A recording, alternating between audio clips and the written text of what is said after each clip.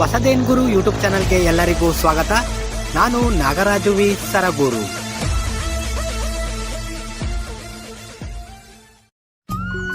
ನಾವೆಲ್ಲರೂ ದೀಪಾವಳಿ ಹಬ್ಬ, ಸಂಕ್ರಾಂತಿ ಹಬ್ಬ, ಯುಗಾದಿ ಹಬ್ಬ ಹೀಗೆ ನಾನಾ ರೀತಿಯ ಹಬ್ಬಗಳನ್ನು ನೋಡಿದ್ದೀವಿ. ಆದರೆ ಇದು ಅಂಗನವಾಡಿ ಹಬ್ಬ. ಅಂಗನವಾಡಿ ಹಬ್ಬ ಏನಿದು, ಇಲ್ಲಿ ಏನು ನಡೀತಾ ಇದೆ ಅನ್ನೋಂಥ ವಿಷಯಗಳನ್ನು ಈಗ ಒಳಗಡೆ ಹೋಗಿ ತಿಳ್ಕೊಂಡು ಬರೋಣ. ಅದಕ್ಕಿಂತ ಮುಂಚೆ ನನ್ನ ಹೊಸದೇನ್ ಗುರು ಯೂಟ್ಯೂಬ್ ಚಾನಲನ್ನು ಸಬ್ಸ್ಕ್ರೈಬ್ ಮಾಡ್ಕೊಳ್ಳದೆ ನೋಡ್ತಾ ಇದ್ದರೆ ಈಗಲೇ ಫ್ರೀಯಾಗಿ ಸಬ್ಸ್ಕ್ರೈಬ್ ಮಾಡ್ಕೊಳ್ಳಿ. ವಿಡಿಯೋ ಇಷ್ಟ ಆದರೆ ಒಂದು ಲೈಕ್ ಮಾಡಿ, ಎಲ್ಲರಿಗೂ ಶೇರ್ ಮಾಡಿ.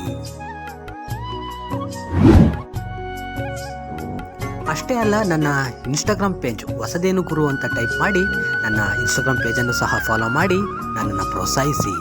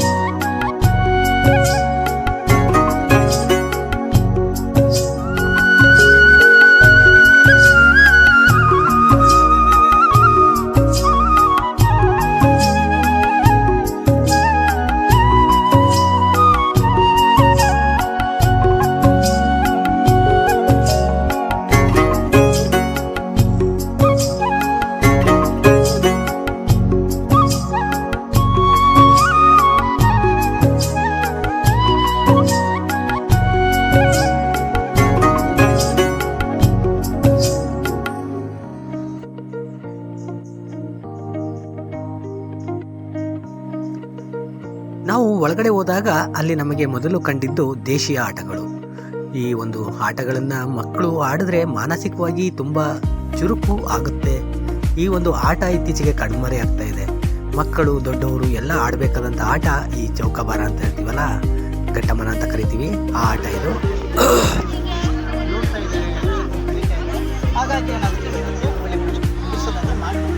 ಅವಾಗೇನಾಗುತ್ತೆ, ಮಕ್ಕಳೇನಾಗ್ತಾರಪ್ಪ ಅಂತಂತಂದರೆ ಹೆಚ್ಚು ನಿಮ್ಮ ಜೊತೆಗೆ ಭಾವನಾತ್ಮಕ ವಿಚಾರಗಳನ್ನ ಹಂಚ್ಕೊಳ್ಳೋದಿಲ್ಲ. ಮಗು ಏನೋ ಕೇಳಬೇಕು ಅನಿಸುತ್ತೆ, ಏನೋ ಮಾತಾಡಬೇಕು ಅನಿಸುತ್ತೆ. ನಾವು ಯಾವಾಗಲೂ ಶಿಕ್ಷೆಯನ್ನು ಕೊಡ್ತಾ ಇರ್ತೀವೋ ಅಥವಾ ಬದುಕಿಸ್ತಾ ಇರ್ತೀವೋ ಬೆಳವಣಿಗೆ ಚೆನ್ನಾಗಾಗುತ್ತೆ. ವಯಸ್ಸಿಗೆ ತಕ್ಕ ಹೇಗೆ ಬೆಳವಣಿಗೆ ಆಗಿದೆ, ದೊಡ್ಡ ಸ್ನಾಯುಗಳ ಬೆಳವಣಿಗೆ ಆ ಥರ ಆಟ ಆಡೋದ್ರಿಂದ ಮಕ್ಕಳು ಚೆನ್ನಾಗಿ ಆಟ ಆಡ್ತಾಗೋದ್ರಿಂದ ದೊಡ್ಡ ಸ್ನಾಯುಗಳ ಬೆಳವಣಿಗೆ ಚೆನ್ನಾಗಾಗಿದೆ. ಸಣ್ಣ ಸ್ನಾಯುಗಳ ಬೆಳವಣಿಗೆ ಅಂತಂದರೆ ಈ ಥರ ಪಚಾಸ್ಕೊಂಡು ಪೋಣಿಸೋದ್ರಿಂದ ಮಕ್ಕಳು ಪೋಣಿಸಿದಾಗ ಹಿಂಗೆ ಮಾಡಿ ಹಿಂಗೆಲ್ಲ ಮಾಡ್ತೀವಲ್ಲ, ಸಣ್ಣ ಸ್ನಾಯುಗಳ ಬೆಳವಣಿಗೆ ಆಗುತ್ತೆ. ಮತ್ತು ಬಣ್ಣಗಳ ಪರಿಚಯ, ಆಕಾರಗಳ ಪರಿಚಯ ಎಲ್ಲ ಆಗುತ್ತೆ. ಈ ಸಣ್ಣ ಸ್ನಾಯುಗಳ ಬೆಳವಣಿಗೆ ಜೊತೆಗೆ ಕಣ್ಣಿನ ದೃಷ್ಟಿ ಜಾಸ್ತಿ ಆಗುತ್ತೆ. ಮಕ್ಕಳು ಏನು ಮಾಡ್ತಾರೆ, ಹೀಗೆ ಮುಂದೆ ನೋಡ್ತಾ ಹೋದರೆ ನಮಗೆ ತುಂಬ ಉಪಯುಕ್ತವಾದಂಥ ಮಾಹಿತಿಗಳ ಒಂದು ಮಾದರಿಗಳನ್ನು ಅಲ್ಲಿ ಇಟ್ಟಿದ್ರು.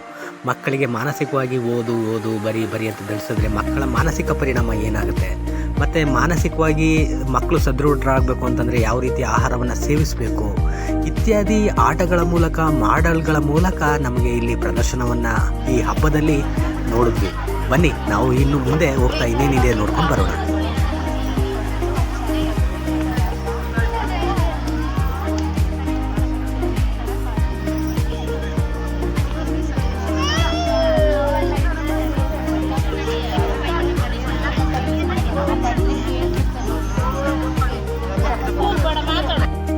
ಪೂರ್ವ ಪ್ರಾಥಮಿಕ ಶಾಲಾ ಮಕ್ಕಳು ಅಂತಂದರೆ ಅಂಗನವಾಡಿಗೆ ಬರುವಂಥ ಮಕ್ಕಳು, ಮತ್ತು ಬೇರೆ ಖಾಸಗಿ ಶಾಲೆಗಳಲ್ಲಿ ಓದುವಂಥ LKG UKG ಮಕ್ಕಳ ಒಂದು ಬುದ್ಧಿಗನುಸಾರವಾಗಿ ಅವರಿಗೆ ಗಣಿತದಲ್ಲಿ ಹೇಗೆಲ್ಲ ವೃತ್ತಗಳಿರ್ತವೆ, ತ್ರಿಭುಜಗಳಿರ್ತವೆ, ಇನ್ನಿತರ ಗಣಿತಕ್ಕೆ ಸಂಬಂಧಪಟ್ಟಂಥ ಮಾದರಿಗಳನ್ನು ಇಲ್ಲಿ ಇಟ್ಟಿದ್ರು.